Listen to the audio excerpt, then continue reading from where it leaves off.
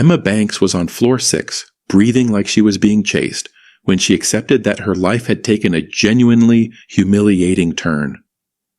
14 floors. She had been climbing 14 floors every single morning for 12 days because of a man.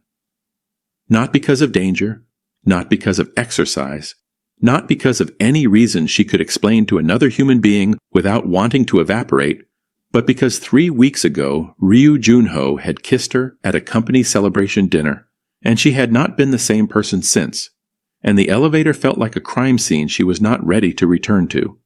She stopped on the landing between floor 6 and floor 7, pressed her back against the wall, and breathed. This was fine. She was fine. She had seen him this morning. That was the thing.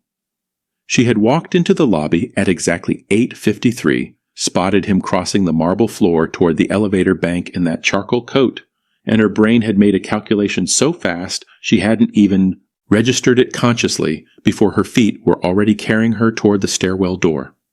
The elevator doors had closed behind him. She had started climbing. The memory came the way it always came now, without asking permission, somewhere between floor 4 and floor 5, where her defenses were at their lowest, because all her energy was being used for the stairs, the restaurant, the warm, low light.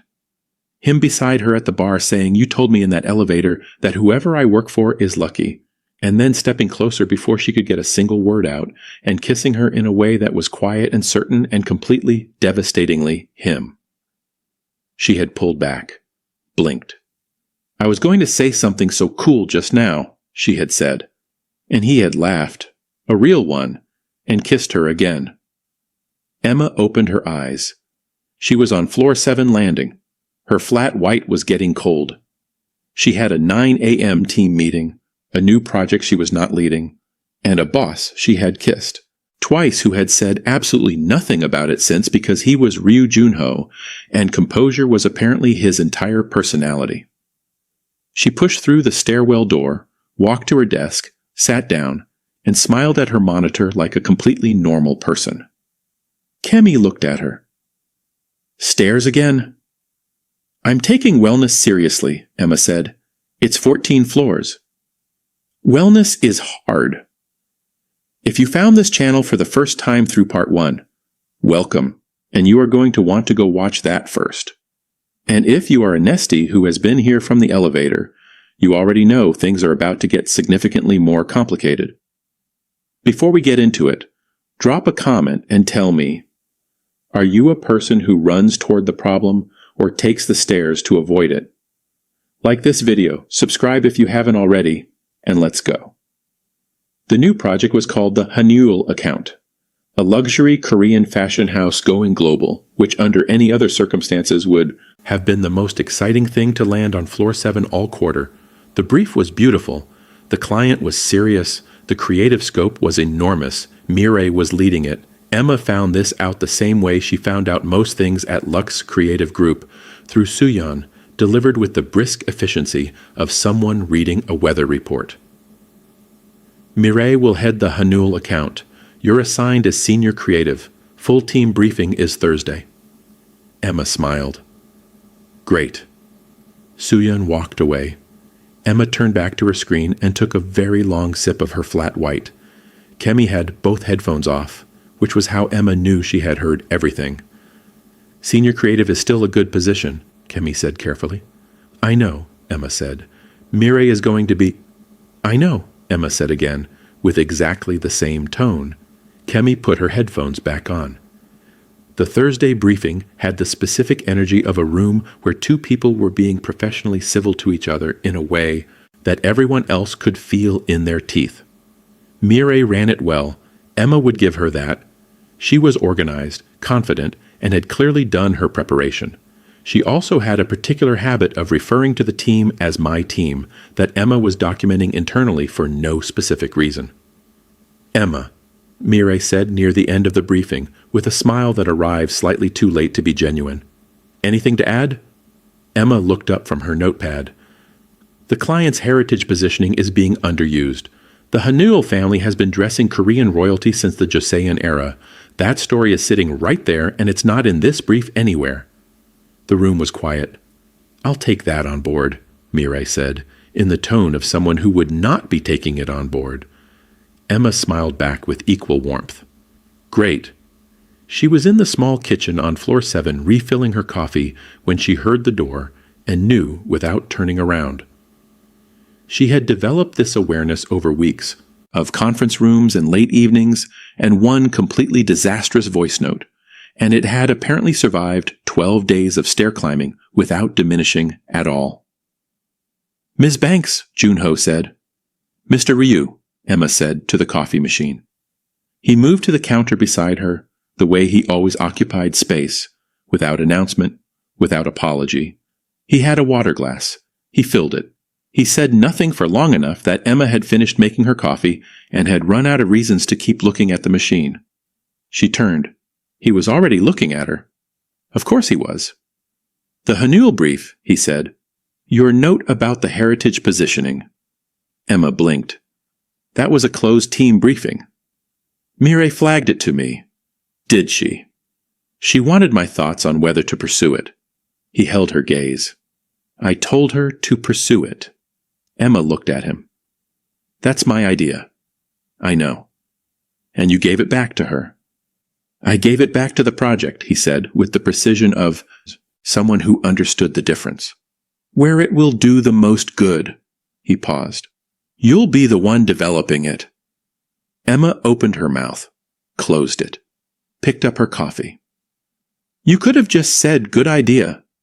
Something moved at the corner of his mouth. Good idea, Miss Banks. She walked past him toward the door. Emma. She stopped. He only used her name when it mattered. She had learned that much. She turned back. He looked at her with that full, steady attention that 12 days of stairs had done absolutely nothing to make easier. Are you taking the stairs? He said. Emma held his gaze. Wellness, she said clearly. He nodded slowly, the way he nodded when he was filing something away. She walked out. Behind her she heard nothing. No laugh, no comment. Just the quiet of a man who had noticed everything and was letting her have it for now. For now. The dinner was his idea. He asked her on a Wednesday in the corridor outside the conference room, in the same tone he used to discuss campaign timelines, direct and unhurried, like it was simply the next logical thing. Dinner, he said. Friday, there's a place I like. Emma looked at him. Are you asking me or telling me? Something shifted at the corner of his mouth. Asking. Then yes, she said, and walked back to her desk before her face could do anything she would regret. She told Toya on the phone that night from her bathroom floor, which was where she went when information was too large for the rest of the apartment.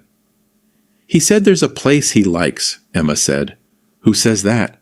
What does that mean? It means he has a favorite restaurant and he wants to take you there, Toya said. Or it means nothing, and I'm reading into a sentence. Emma, it could mean nothing. He kissed you twice. Emma stared at the ceiling.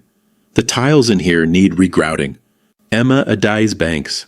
I will come over there. Friday, Emma said. It's fine. I'm fine. Everything is fine. She was not fine. The restaurant was quiet and warm and the kind of beautiful that doesn't announce itself. No enormous menus, no aggressive lighting, just low ceilings and candles and the specific hush of a place that trusted its own quality. The waiter greeted Joon-ho by name, which Emma clocked immediately and stored. She knocked over the bread basket within 4 minutes of sitting down. That's a record, she said, gathering rolls from the tablecloth with complete dignity. Even for me. Joon-ho picked up the basket and set it back without a word, but she saw it, the almost smile, arriving and departing so quickly she would have missed it if she hadn't learned to watch for it. How long have you been coming here? Emma asked, settling back. 3 years. From Seoul? When I'm in the city. He looked at the menu. The chef trained in Busan, the kimchi's. Jjigae is the best outside Korea. Emma studied him over her menu. You seem like someone who always knows the best version of everything. He looked up. Is that a criticism? It's an observation, she said, throwing his own line back at him with a smile that told him she remembered exactly where it came from. He held her gaze for a moment. Then he looked back at his menu, and she saw it again. The smile, properly this time, unhurried and real. The food arrived, and conversation found its own rhythm, the way it did when two people had been talking around something for long enough that the actual talking comes as a relief. He told her about Seoul, not the professional version she had heard in boardrooms, but the real one. The weight of his family's expectations wrapped around his career since before he had the language to name it. A father who treated achievement as a baseline rather than a celebration. The particular exhaustion of always being the most composed person in every room because the alternative had never been made available to him. Emma listened in a way she didn't always get credit for. "Is that why you never smile in meetings?" she asked. He considered this. "I smile." "You produce the suggestion of a smile," Emma said. "There's a difference. I have been studying this." "You've been studying my smile." "I've been studying the absence of it. It's a significant absence." He looked at her across the table, candlelight, the low murmur of the restaurant around them, and smiled, fully, without reservation, in a way that reached everything. Emma picked up her water glass because she needed something to do with her hands. "There it is," she said quietly. Monday arrived with the energy of a problem that had been patient over the weekend. Emma walked into the Hanul team meeting with the heritage concept she had developed over 3 days. A full visual and narrative framework built around the Joseon dynasty references, refined and specific, and genuinely excellent. She had not been asked to develop it to this extent. She had done it because she could not help it, because the idea had lived in her brain for a week and needed somewhere to go. She presented it to Mireille privately before the full team meeting, which was the professional thing to do. Mireille looked through it for a long moment. "This is thorough," she said, in the tone of someone making a decision. "Thank you," Emma said. "I thought it could anchor the whole campaign identity." "I'll see where it fits," Mireille said, and closed the folder. Emma smiled, walked out, went to the third-floor coffee machine, stood in front of it for 1 full minute, and then went back to her desk and got on with her day. It was Adora who told her. She appeared at Emma's desk at 4 p.m. with the expression of someone delivering news they find personally offensive. "Mireille just presented the heritage concept in the client call," she said very quietly. "Without your name on it." Emma stopped typing. "The client loved it," Adora continued. "Mireille is calling it her directional anchor." The office hummed around them. Emma looked at her screen. She thought about the 3 days she had spent building it. She thought about Joon-ho saying where it will do the most good. She thought about the folder Mireille had closed with both hands. "Okay," Emma said. Adora stared at her. "Okay?" "Okay." Emma saved her document, picked up her phone, and stood up. "I'm going to get a coffee. Do you want one?" Adora looked at her with the specific concern of someone watching a very calm person be very calm. "Emma," Adora. Emma picked up her mug. "I'm okay. I just need a coffee in 5 minutes and then I'll be fine." She was not going to be fine in 5 minutes. But she was also not going to do what every instinct in her body was telling her to do, which was walk directly into Mireille's office and have a conversation that would end her career. She took her coffee to the window at the end of the floor, looked out at the city, and breathed. Her phone buzzed. A message from Joon-ho. 4 words. "My office. When you're ready." Emma looked at the message, then at the city, then at the message again. She finished her coffee. She went. His office was on floor 14, which meant Emma took the elevator for the first time in 12 days. She stood in it alone, going up, and looked at the spot where he had stood the very first morning.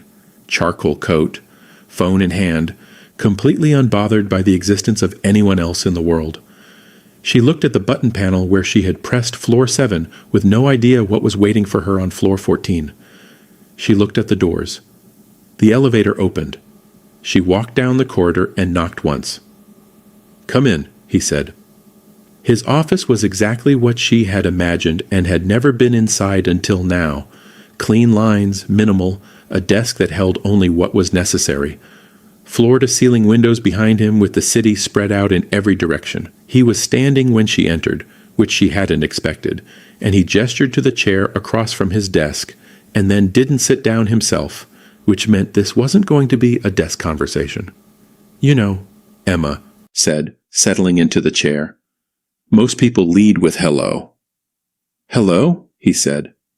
He moved to the window, hands in his pockets, looking at her rather than the city. "Tell me what happened." "Mireille presented my concept in the client call without attributing it to me," Emma said cleanly and without decoration. "The client loved it. She's calling it her directional anchor." He was quiet for a moment. "And what do you want to do about it?" Emma looked at him. "What I want to do and what I'm going to do are two different answers. Give me both. What I want to do involves a conversation with Mireille that I would very much enjoy and that would end very badly." She folded her hands in her lap. "What I'm going to do is document everything I developed, timestamp it, and let the work speak for itself over the next few weeks."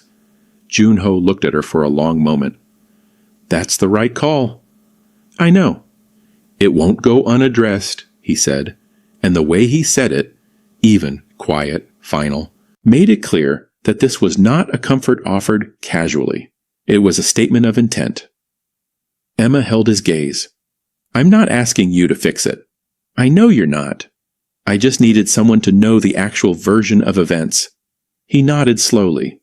Then, after a pause that held more than either of them filled it with, "Are you all right?" It was such a simple question, and he asked it so directly that Emma felt it land somewhere unguarded. "I will be," she said honestly. "Give me until tomorrow morning." He almost smiled. "Stairs or elevator?" "Undecided," she said, and stood up, and he walked her to the door, and she was almost through it when he said her name, the way he said it, when it mattered. She turned. "The concept was exceptional," he said. "That's on record. With me." Emma looked at him. "Thank you, Joon-ho." She had used his name. He noticed. She noticed him noticing. She walked to the elevator and pressed the button for floor 7 and didn't take the stairs once. The pottery class was Emma's idea, which Joon-ho agreed to on a Saturday afternoon with the energy of a man who had no idea what he was agreeing to. The studio was small and warm and smelled like wet earth, run by a woman named Greta, who had the patient authority of someone who had seen every level of pottery disaster and remained untroubled by all of them. There were 6 other people in the class. Emma introduced herself and Joon-ho to nobody because she had already spotted the wheel and was making her way toward it with the specific confidence of a person who had watched exactly one YouTube tutorial on the subject. "Have you done this before?" Joon-ho asked, settling at the wheel beside her. "How hard can it be?" Emma said, which was not an answer. Greta demonstrated. It looked elegant and simple and deeply achievable. Emma centered her clay, took a breath, and pressed in. Her bowl collapsed in 40 seconds. "That's okay," Greta said, passing without breaking stride. Emma rebuilt, focused, pressed in again with slightly more care. The bowl collapsed in 55 seconds, which she chose to view as progress. She looked sideways. Joon-ho's bowl was rising, actually rising, clean and even, his hands moving with the same precise, unhurried control he brought to literally everything.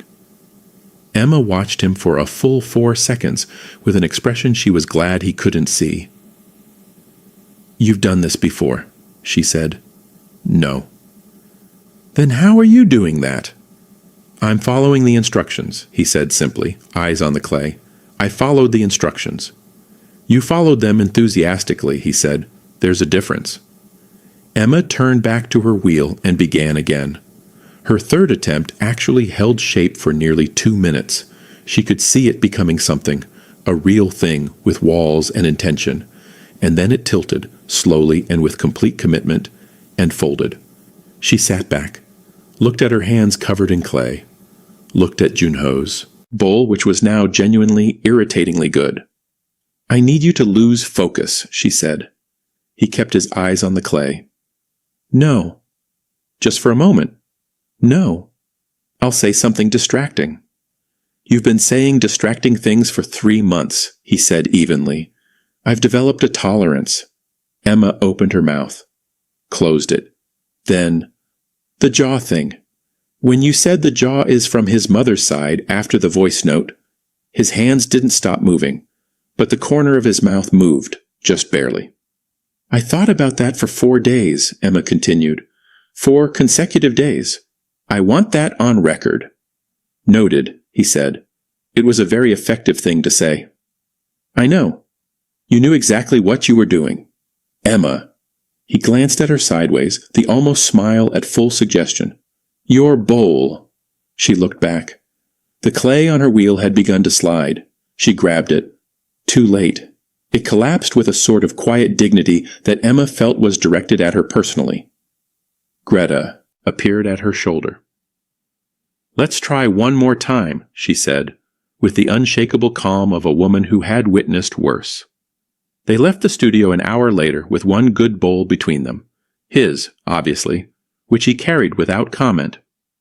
The evening air was cool and the street was quiet, and Emma fell into step beside him naturally, the way she had started doing things around him without the internal negotiation she used to require. Somewhere on the second block she reached for his hand without thinking about it. He took it without comment. Neither of them mentioned it. Neither of them let go. For the record, Emma said, after half a block of comfortable silence, I would have been good at pottery if you hadn't been distractingly competent beside me.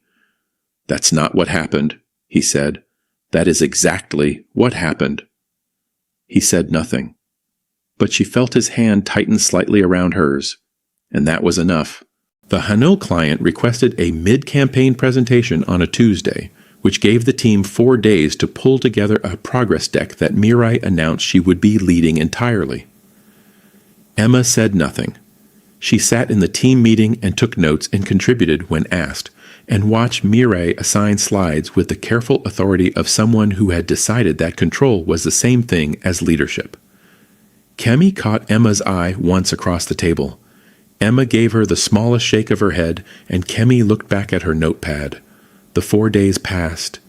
Emma developed her section, the heritage narrative framework, expanded now into a full visual language that had grown well beyond the original concept into something genuinely cohesive and alive.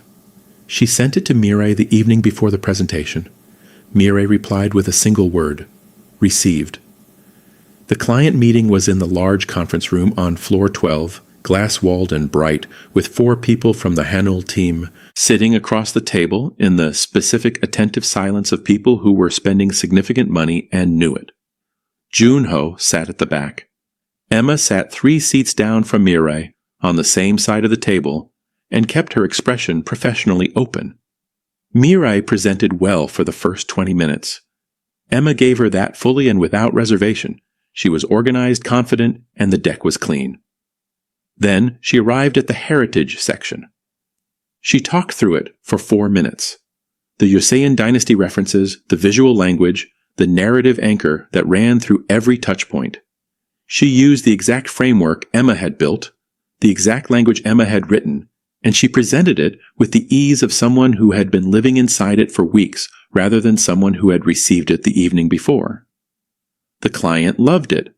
Of course they did. This section specifically, said the woman at the center of the Hanul group, leaning forward.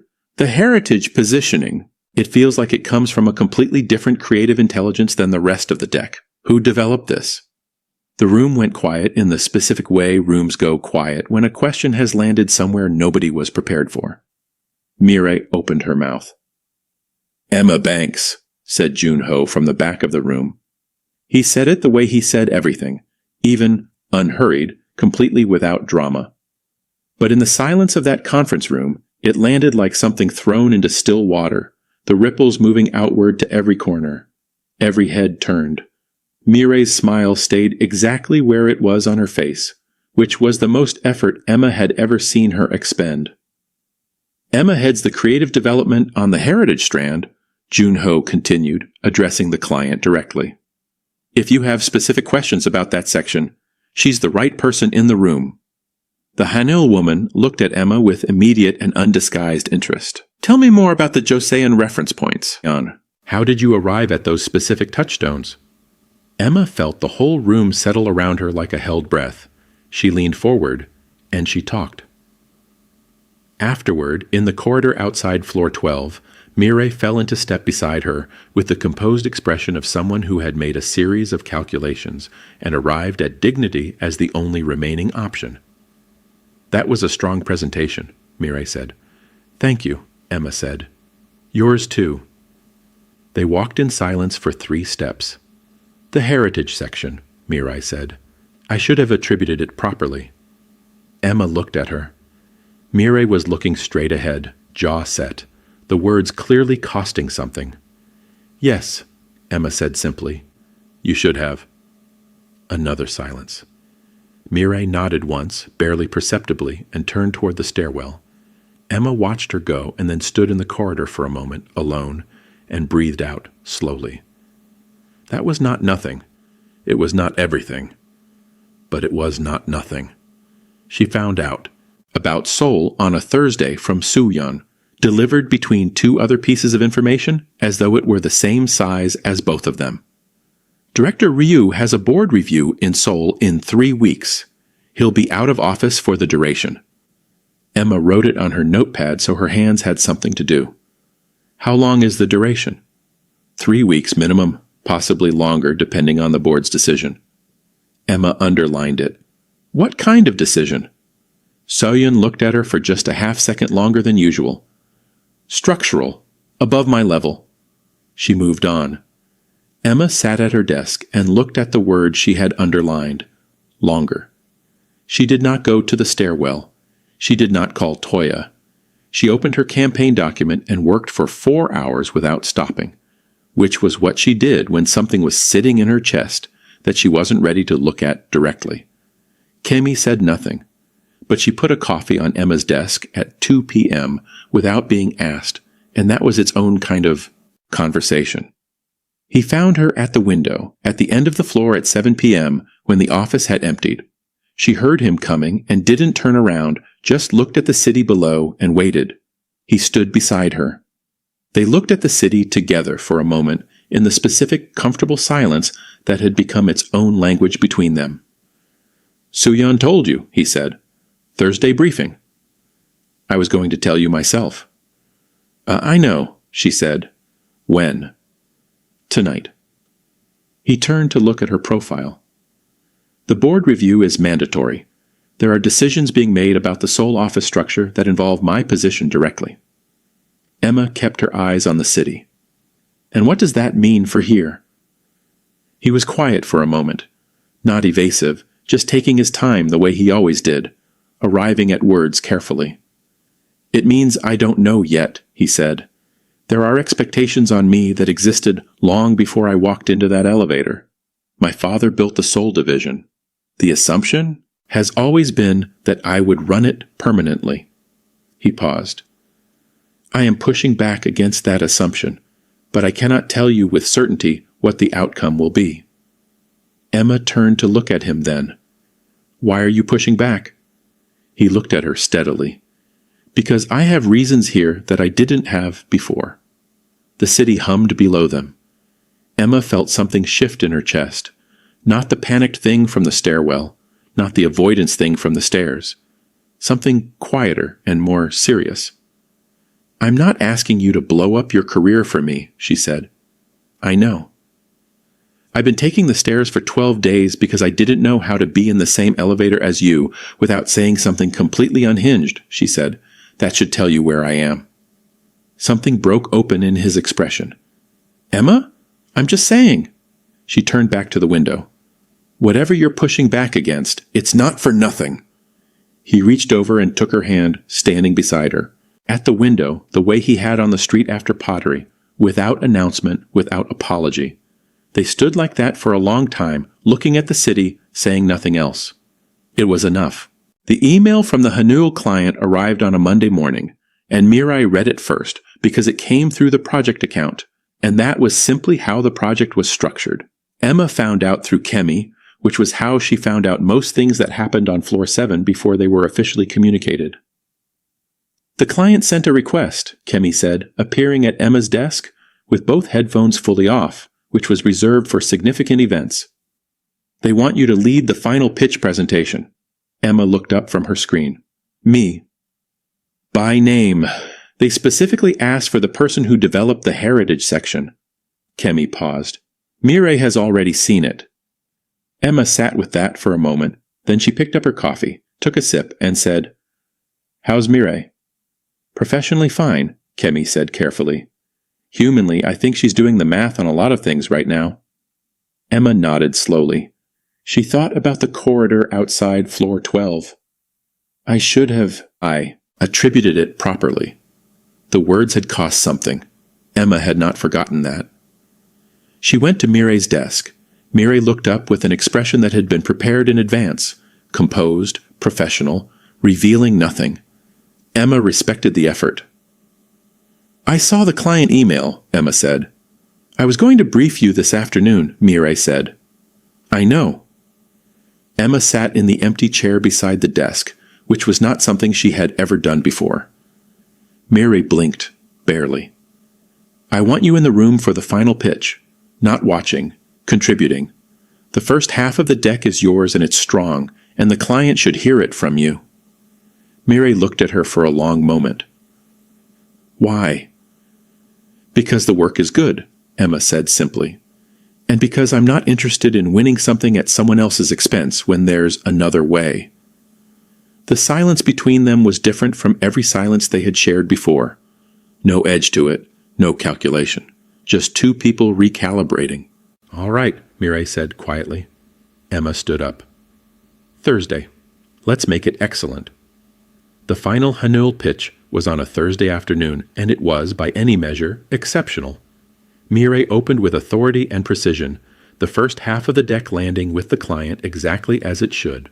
Emma took the second half, the heritage framework, fully realized now into a complete campaign identity that had evolved over weeks into something that felt both ancient and entirely new. The client was silent throughout, in the way clients are silent when they are not distracted by anything, because nothing is wrong. At the end, the Hanul lead looked at both of them and said, This is the best creative work we have seen across every agency we consulted. She paused. We're moving forward. The room exhaled. Afterward in the corridor, Mireille looked at Emma with an expression that had nothing left in it except something genuine. That was a good call, she said, having us both in the room. It was the right call, Emma said. There's a difference. Mireille almost smiled. It was small, and it arrived late, but it was real. Emma decided that was enough to build something decent on. He told her about the flight on a Tuesday evening at her desk, the office empty around them, which had become their time the way certain hours belong to certain people. Sunday, he said. Early. Emma looked at her screen. How early? 6 a.m. She did the math without meaning to. 5 days. She had 5 days, and she was going to spend at least one of them on the stairs if she wasn't careful. Okay, she said. Emma. She looked at him. I meant what I said at the window, he said. I am pushing back. I have a meeting with my father on the second week. I am telling him directly that my permanent base needs to be reconsidered. And if he doesn't agree? Then I will disagree with him, Joon-ho said, with the quiet certainty of someone who had thought about this, carefully and arrived at it completely. Which will be the first time in my professional life. But I have better reasons now than I have ever had. Emma looked at him for a long moment. You're very calm about something that sounds enormous. I've been calm my entire life, he said. It's only recently I've had something worth being less calm for. Emma looked back at her screen because her face was doing something she couldn't control, and she needed a moment. 5 days, she said. 5 days, he confirmed. She nodded once. He stayed at her desk for another hour, working, and neither of them said anything else, and it was the most comfortable Emma had felt inside a silence in her entire life. She was not going to go to the airport. She decided this firmly on Saturday night, confirmed it on Sunday morning at 4 a.m. when she woke up already knowing she was going, and was in her car by 4:45 with her hair still half undone and her coat over her pajamas because there was no time and she was Emma Banks, and this was simply how she operated. She texted him from the car park, "I'm here. Don't make it weird." He appeared at the departures entrance 7 minutes later with his bag and an expression that did something immediate to her chest. "You came," he said. "I was in the area," Emma said. He looked at her coat over her pajamas. She looked back at him with complete dignity. They stood at the departures entrance in the specific sharp light of early airports where everything feels more serious than you planned for. Around them, people moved with luggage and purpose and the particular urgency of early flights. Emma and Joon-ho stood still inside all of it. She had a joke ready. She always had a joke ready. It stayed where it was. He set his bag down. "I have been composed my entire life," he said, and his voice was the same, even, unhurried, but his eyes were different, open in a way she had only seen in the rarest moments. Every room, every decision, every conversation.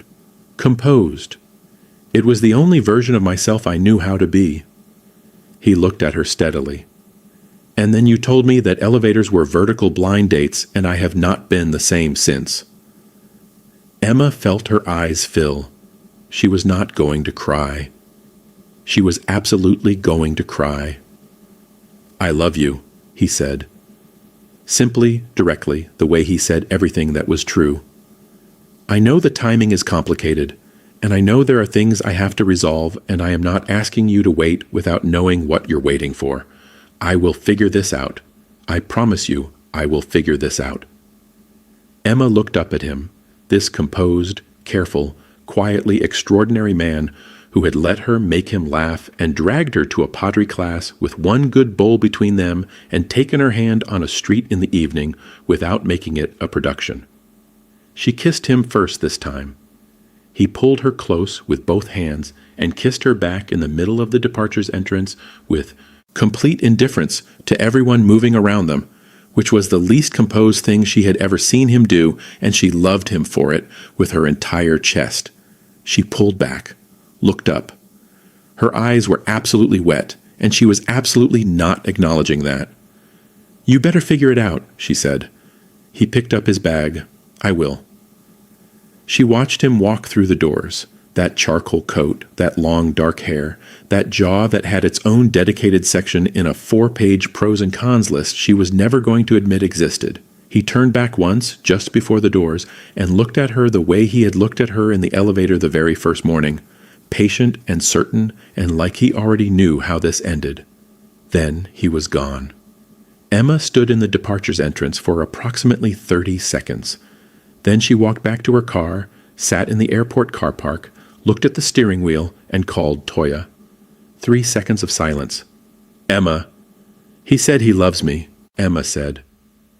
At the airport, in front of everyone, Toya screamed, loudly and at length. Emma held the phone away from her ear and smiled at the windscreen for a very long time. "And if you made it to the very end of this story, I see you and I love you, and you are exactly who this channel is for. Drop a comment below and tell me, did Joon-ho figure it out, or do you need a part 3 to be sure? Because I need to know what the Nesties think. Like this video if Emma and Joon-ho earned it, share it with someone who needs a love story today, and subscribe if you haven't already, because there is so much more coming, and you are not going to want to miss it. See you in the next one.